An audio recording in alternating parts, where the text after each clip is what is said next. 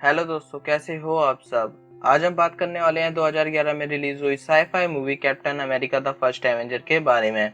I know आपने ये movie पूरी देखी होगी और बहुत से लोगों ने इस मूवी को कई बार देखा होगा, लेकिन दोस्तों ये वीडियो आपको इस मूवी को दोबारा रिमाइंड कराएगी और अगेन एमसीयू की दुनिया में वापस ले जाएगी। सो बिना ज्यादा टाइम वेस्ट करते हुए मूवी की स्टोरी लाइन स्टार्ट करते हैं। So let's begin. मूवी की स्टार्टिंग होती है प्रेजेंट डे से, जब कुछ साइंटिस्ट के ग्रुप को एक बहुत बड़ा बर्फ में जमा हुआ एयरक्राफ्ट मिलता है। उस एयरक्राफ्ट की छानबीन में उनको एक शील्ड मिलती है जो कैप्टन अमेरिका की है।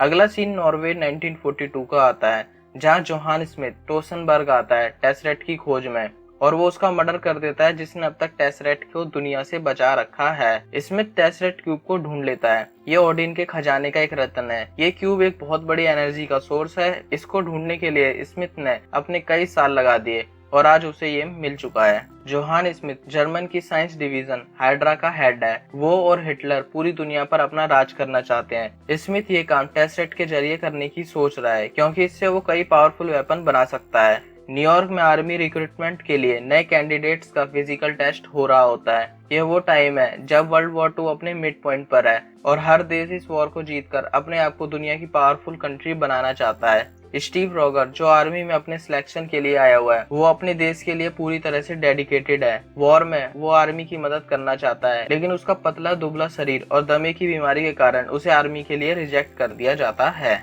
जिससे वो थोड़ा परेशान हो जाता है। इस परेशानी को दूर करने के लिए स्टीव का दोस्त सार्जेंट जेम्स बार्नेस या उसका निकनेम बकी उसे फ्यूचर टेक्नोलॉजीज के एक एग्जीबिशन में ले जाता है, जहां आने वाले टाइम के सारे आविष्कारों की एक झलक दिखाई जाती है। वहीं पर एक फ्लाइंग कार भी दिखाई जाती है, जिसको इंट्रोड्यूस हॉवर्ड स्टार्क करते हैं। दोस्तों ये टोनी स्टार्क की डैड है जब वो यंग थे। स्टीव को वहाँ कुछ अच्छा नहीं लगता और वो बकी को कहता है कि वो अगेन किसी और शहर से आर्मी के लिए अप्लाई करेगा। बकी उसे समझाता है कि तुम्हें ऐसा कुछ नहीं करना चाहिए, हो सकता है कि तुम पकड़े जाओ और तुम्हारे लिए और मुसीबत बढ़ जाए, लेकिन स्टीव ये करना चाहता है। इनकी सारी कन्वर्सेशन डॉक्टर अब्राहम एर्स्काइन सुन रहा होता है। डॉक्टर एर्स्काइन अमेरिका की तरफ से आर्मी के लिए साइंस प्रोजेक्ट पर काम करता है और उसने एक सुपर सोल्जर सीरम बनाया है, जिसके यूज से आर्मी और भी पावरफुल होकर लड़ाई लड़ सकती है।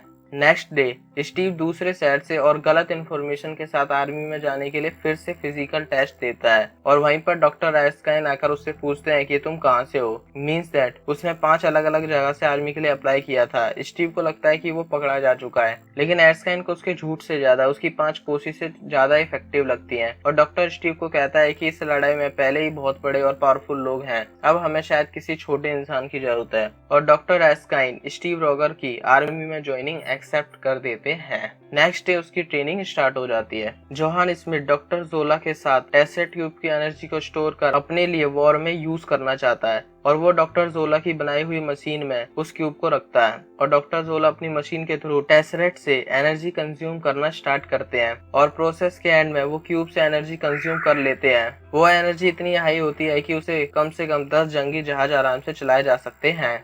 हफ्ते भर तक स्टीव की ट्रेनिंग कर्नल चेस्टर फिलिप्स और एजेंट पैगी कार्टर के अंडर में चलती है। कर्नल चेस्टर ट्रेनिंग पूरी होने के बाद डॉक्टर एर्स्काइन की बातों से बिल्कुल सहमत नहीं होते कि इतने अच्छे फिट सोल्जर्स को छोड़कर स्टीव को साइंटिफिक एक्सपेरिमेंट के लिए चुना जाए, लेकिन एर्स्काइन के कहने पर कर्नल चेस्टर स्टीव रॉगर को सिलेक्ट कर देता है। उसी समय एर्स्काइन स्टीव से मिलने आता है और उसे अपने बारे में बताता है कि वो पहले जर्मनी में रहता था और हिटलर के कहने पर उसने एक सीरम बनाया जिसके इस्तेमाल से एक इंसान और भी कई गुना ज्यादा पावरफुल बन जाएगा। सीरम पूरा बना भी नहीं था और हिटलर के साइंस डिवीजन हाइड्रा के हेड जोहान स्मिथ ने उसे अपने ऊपर इस्तेमाल कर लिया, जिससे वो ताकतवर तो हुआ, लेकिन सीरम का उस पर एक साइड इफेक्ट भी पड़ा, जिससे उसकी स्किन पूरी तरह से जल गई। लेकिन अब सीरम पूरी तरह से तैयार है और डॉक्टर एर्स्काइन हॉवर्ड स्टार्क की मदद से सीरम का इस्तेमाल स्टीव रॉगर पर करना चाहते हैं और यही बात डॉक्टर एर्स्काइन स्टीव को बताता भी है और उसको उस पर कल होने वाले एक्सपेरिमेंट के लिए रेडी करता है। इधर ये बात स्मिथ को पता चलती है कि डॉक्टर एर्स्काइन वो सीरम का यूज करने वाला है। उसे डर है कि अगर एक्सपेरिमेंट सफल रहा तो अमेरिका की फौज जर्मन की फौज से बेहद शक्तिशाली बन जाएगी, जिस कारण एक्सपेरिमेंट को फेल करने के लिए स्मिथ अपने एजेंट्स को वहीं भेजता है जहां ये एक्सपेरिमेंट होने वाला है।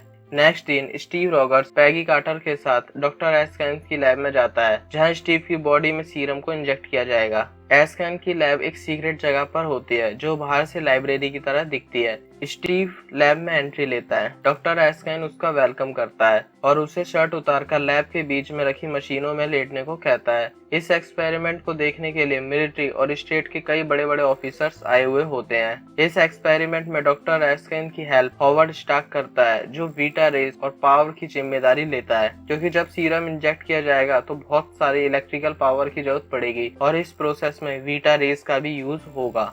स्टीव रॉगर्स को मशीन पर लिटाया जाता है और उसकी बॉडी पर हजारों माइक्रो इंजेक्शन के पैड लगा दिए जाते हैं और मशीन में सीरम को सेट कर मशीन को ऑन कर प्रोसेस स्टार्ट कर दिया जाता है। जैसे जैसे स्टीव रॉगर की बॉडी में सीरम इंजेक्ट होता है उसको बहुत दर्द होता है। एक टाइम में आकर डॉक्टर एस्कैन को डर लगने लगता है और वो मशीन को बंद करने के ऑर्डर्स देता है, लेकिन तभी मशीन के अंदर से स्टीव कहता है कि नहीं, वो इसे सह सकता है और प्रोसेस कंटिन्यू रहता है। इंजेक्शन कंप्लीट होने के बाद मशीन खुलती है तो लोगों के सामने एक नया स्टीव रॉगर्स निकलकर सामने आता है जिसकी हाइट बॉडी दोनों ही बहुत ग्रो हो चुकी है। एस्कैन और स्टार्क दोनों को विश्वास नहीं होता कि वो एक्सपेरिमेंट में कामयाब हो चुके हैं। तभी सभी मिलिट्री और स्टेट ऑफिसर्स स्टीव की तरफ आते हैं। इसी बीच डॉक्टर एस्कैन की नजर एक आदमी पर पड़ती है जो अपनी जेब से लाइटर निकाल रहा है और लाइटर खोलते ही तभी वहाँ जोरदार ब्लास्ट होता है जहाँ कुछ देर पहले सारे ऑफिसर और मिलिट्री एजेंट्स बैठे हुए थे और वो आदमी डॉक्टर एस्कैन को गोली मारकर और सीरम का एक सैंपल चुराकर वहाँ से भागता है। एजेंट कार्टर उस पर फायर करती है लेकिन वो उसे रोक नहीं पाती। डॉक्टर एस्कैन वहीं पर मर जाता है। वो आदमी सीरम के साथ कार में वहाँ से दूर भागता है।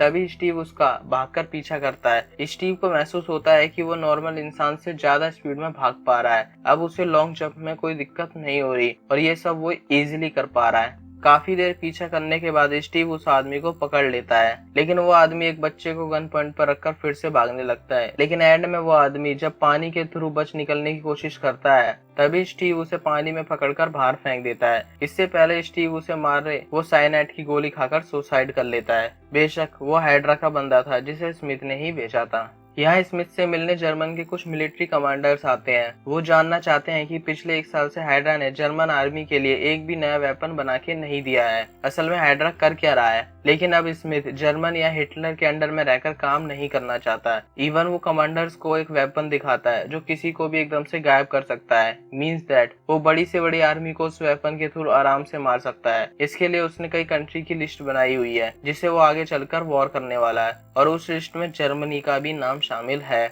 इसको देखकर एक कमांडर उसे धमकी देता है कि तुम्हें इस गद्दारी की सजा जल्द ही मिलेगी, लेकिन इतने में ही स्मिथ उस वेपन का यूज उन जर्मन कमांडर्स पर ही कर उन्हें मार देता है। यहाँ ब्रुकलिन में कर्नल चेस्टर को वहाँ की सरकार से ऑर्डर मिलता है कि वो अपनी आर्मी के साथ हाइड्रा पर अटैक करे। इसके लिए कर्नल चेस्टर पेगी कार्टर और हॉवर्ड स्टार्क को अपने साथ लंदन चलने को बोलता है और स्टीव रॉगर भी उनके साथ चलना चाहता है, लेकिन कर्नल इसके लिए मना कर देता है क्योंकि उसको सुपर सोल्जर्स की पूरी फौज चाहिए थी, न कि सिर्फ एक आदमी। वहीं पर ही यूएस सेनेटर स्टीव रॉगर को कहता है कि अगर तुम देश की सेवा करना चाहते हो तो इसके और भी तरीके हैं। तुमसे प्रभावित होकर आज और भी नौजवान आर्मी में भर्ती होना चाह रहे हैं। अगर तुम गवर्नमेंट बॉन्ड लोगों को बेचो तो उससे मिलने वाला प्रॉफिट से आर्मी के लिए और भी बेहतर हथियार लाए जा सकते हैं, जिससे हमारे देश की वॉर में जीतने की संभावना पहले से भी ज्यादा हो जाएगी। और स्टीव रॉगर्स यूएस सेनेटर के एडवर्टाइजमेंट करने लग जाता है। अलग अलग शहरों में जाकर वो अपनी शो करता और लोगों को बॉन्ड खरीदने के लिए बोलता ताकि इसके प्रॉफिट से देश की सेना की मदद हो सके। इसके एडवर्टाइजमेंट के लिए उसे एक अलग ड्रेस पहननी पड़ती है और स्टीव रॉगर्स का नाम कैप्टन अमेरिका रख दिया जाता है। लोग उसे कैप्टन अमेरिका के नाम से जानने लग जाते हैं। ऐसे ही एक दिन उसे इटली के आर्मी कैंप में अपना शो करना होता है, लेकिन वहाँ के सोल्जर्स को कैप्टन अमेरिका की स्पीच से ज्यादा आसपास घूम रही लड़कियों में ज्यादा इंटरेस्ट होता है। इसके लिए स्टीव उनके साथ कंफर्ट नहीं हो पाता और शोर छोड़कर वहाँ से चला जाता है। स्टीव वहीं आर्मी कैंप पर एक शेड के नीचे बैठा कुछ ड्राइंग बना रहा होता है। तभी पीछे से पैगी कार्टर उसे हेलो बोलती है और उसके शो की तारीफ करती है। पैगी उसे कहती है कि सुना है आजकल तुम अमेरिका के लोगों में नई उम्मीद जगा रहे हो। स्टीव कहता है कि हाँ, कम से कम कुछ तो कर रहा हूँ, वरना कर्नल मुझे लैब में फंसा रहे थे। पैगी कहती है कि तुम्हारे पास सिर्फ यही दो रास्ते हैं, या लैब का चूहा या नाचने वाला बंदर, तुम और भी बहुत कुछ कर सकते हो। स्टीव पैगी को बताता है कि बरसों से मेरा यही सपना था कि मैं देश के लिए लड़ूं, सेना में रहकर दुश्मनों से अपने देश की रक्षा करूं, लेकिन आज देश के लिए मैं एक तमाशा बनकर रह गया हूं। तभी एक एम्बुलेंस वहां आती है, उसमें घायल सैनिकों को इलाज के लिए निकाला जाता है। इसे देखते हुए पैगी स्टीव को बताती है कि स्मिथ ने 107 रेजिमेंट के 50 से ज्यादा सैनिकों को पकड़ रखा है। तभी स्टीव को याद आता है कि उसका दोस्त बक्की भी इसी रेजिमेंट में था। वो जल्दी से कर्नल चेस्टर के पास जाता है और मरे हुए सैनिकों की लिस्ट मांगता है। कर्नल चेस्टर उसे श्योरली नहीं कहता कि उसका दोस्त बक्की मर चुका है, लेकिन शायद वो और उसके और भी साथी अभी स्मिथ की कैद में हैं। लेकिन कर्नल चेस्टर हाइड्रा पर अटैक नहीं कर सकता है क्योंकि उनका बेस एक किलेबंद जैसे एरिया में है। वो जितने सोल्जर वहां से बचा भी नहीं पाएंगे, शायद उससे ज्यादा वहां पर मारे जाएंगे। लेकिन उस टाइम स्टीव रॉगर के माइंड में कुछ और प्लान चल रहा होता है। वो अकेला हाइड्रा के बेस पर जाने की सोचता है, जिसमें पैगी कार्टर और होवर्ड स्टार्क उसकी मदद करते हैं। होवर्ड स्टीव को प्लेन के थ्रू हाइड्रा के बेस तक ले जाता है और स्टीव प्लेन से जंप कर हाइड्रा के बेस तक पहुंच जाता है। हाइड्रा के ट्रक में छुपकर वो बिल्डिंग के अंदर एंट्री लेता है। बेस पर स्मिथ डॉक्टर जोला की हेल्प से कई सारे खतरनाक वेपन रेडी करवा रहा होता है। स्टीव सबसे पहले सारे सोल्जर्स को जेल से निकालता है और उन्हें एक डायरेक्शन बताता है जहां पहुंचकर वो सब सेफ हो सकते हैं। जेल से निकले सोल्जर्स स्मिथ के गार्ड पर अटैक करना शुरू करते हैं, लेकिन स्टीव रॉगर को अभी तक बक्की नहीं मिलता।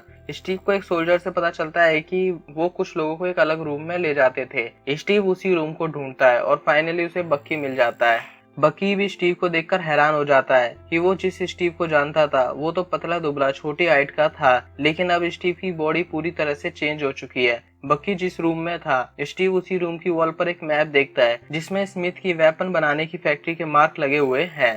स्मिथ को पता चलता है कि सारे सोल्जर्स भाग रहे हैं और अब उसके गार्ड भी कमजोर पड़ रहे हैं। वो अपने बेस में लगे सारे बॉम्ब को एक्टिवेट कर देता है और टेसरेक्ट के साथ खुद वहां से निकलता है। जब स्टीव बकी को बिल्डिंग से निकाल रहा होता है, तब एंड में उसका सामना स्मिथ से होता है। असल में डॉक्टर एस्काइन की सीरम का पहला एक्सपेरिमेंट स्मिथ ने खुद अपने ऊपर ही किया था, जिस कारण वो इतना पावरफुल है जितना स्टीव रॉगर। लेकिन स्मिथ बिना फाइट किए वहां से भागता है और जाते जाते वो अपने रियल फेस स्टीव रॉगर को दिखाता है, जो दिखने में रेड स्कल जैसा है, और स्मिथ वहां से भाग जाता है। डॉक्टर जोला भी अपने कुछ रिसर्च के पेपर के साथ स्मिथ की कार के जरिए वहां से भाग जाता है। एट द एंड स्टीव भी बक्की और सभी सोल्जर्स के साथ वहां से बच निकलने में कामयाब हो जाता है।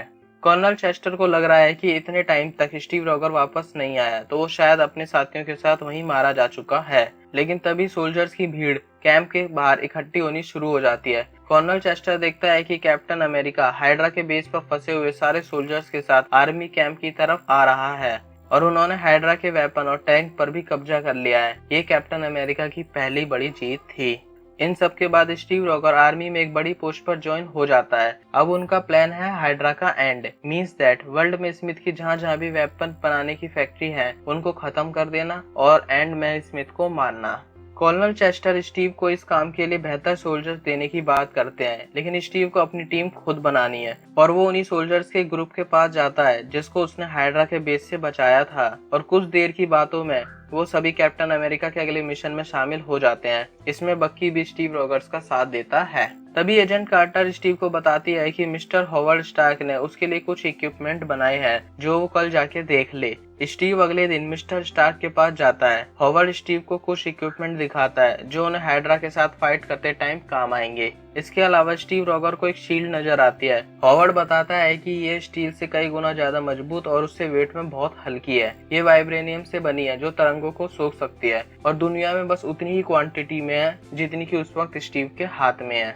इसके बाद स्टीव अपने सोल्जर्स के साथ एक एक करके हाइड्रा के वेपन बनाने वाली फैक्ट्रियों का काम तमाम कर देता है और हाइड्रा के कई बड़े टैंक्स डिस्ट्रॉय कर देता है, जिससे देखकर स्मिथ को कैप्टन अमेरिका ही अपने लिए सबसे बड़ा खतरा दिखाई देने लगता है। इधर कैप्टन अमेरिका की नजर अब स्मिथ के सबसे मेन बंदे डॉक्टर जोला पर होती है, जो स्मिथ के लिए वेपन बनाता है। कैप्टन अमेरिका को पता चलता है कि एक ट्रेन में डॉक्टर जोला है जो कुछ ऐसा सामान लेकर जा रहा है जिसकी स्मिथ को बहुत जरूरत है।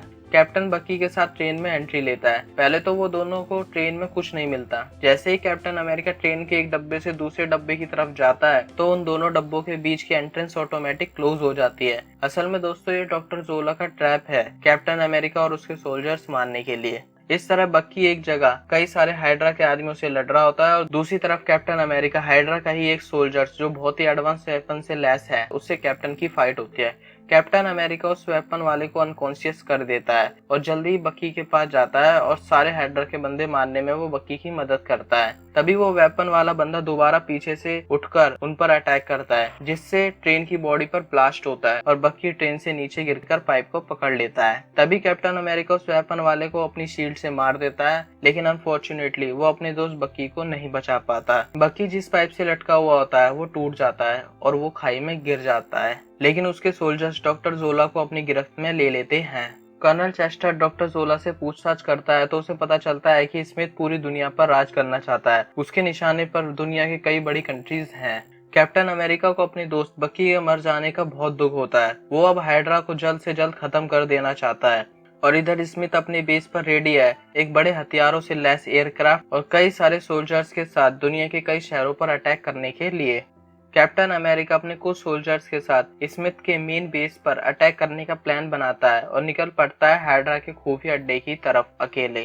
पहले तो रास्ते में हाइड्रा के कुछ सोल्जर्स बाइक के साथ उस पर अटैक करते हैं। कैप्टन अमेरिका भी उन सबको मारकर मेन एंट्री के टैंक को ब्लास्ट कर बेस में कुछ देर तक फाइट करता है, लेकिन अचानक ही कई सारे हाइड्रा के बंदे उसे चारों ओर से घेर लेते हैं और उसे पकड़कर अपने बॉस स्मिथ के पास ले जाते हैं। स्मिथ भी कैप्टन का वेलकम कुछ पंच मारकर करता है। स्मिथ कैप्टन को मारने वाला ही होता है, तभी उसे पता चलता है कि वो खुद एक ट्रैप में फंस चुका है। सडनली कुछ सोल्जर्स डायरेक्टली बाहर से वहां एंटर होते हैं और कंटिन्यूअस फायरिंग कर कैप्टन को वहां से बचा लेते हैं और कई सारे एसएसआर के सोल्जर्स कर्नल चेस्टर और पैगी कार्टर के अंडर में बाहर से अटैक करना शुरू करते हैं। स्मिथ भी बचकर वहां से भागता है और बड़े एयरक्राफ्ट में चला जाता है, जहां वो न्यूयॉर्क को टारगेट करता है और प्लेन स्टार्ट कर देता है। कैप्टन अमेरिका भी उस एयरक्राफ्ट को पकड़ने की कोशिश करता है, जिसमें कर्नल चेस्टर उसकी मदद करता है। वो कार के थ्रू कैप्टन अमेरिका को एयरक्राफ्ट तक टेक ऑफ से पहले पहुंचा देता है। स्मिथ तक पहुंचने के लिए उसे कुछ हाइड्रा के सोल्जर्स को मारना पड़ता है। एंड में जब कैप्टन एयरक्राफ्ट के मेन कैबिन में जाता है, जहां से पूरा प्लेन कंट्रोल होता है, तो उसे वहां पर कोई नहीं दिखाई देता,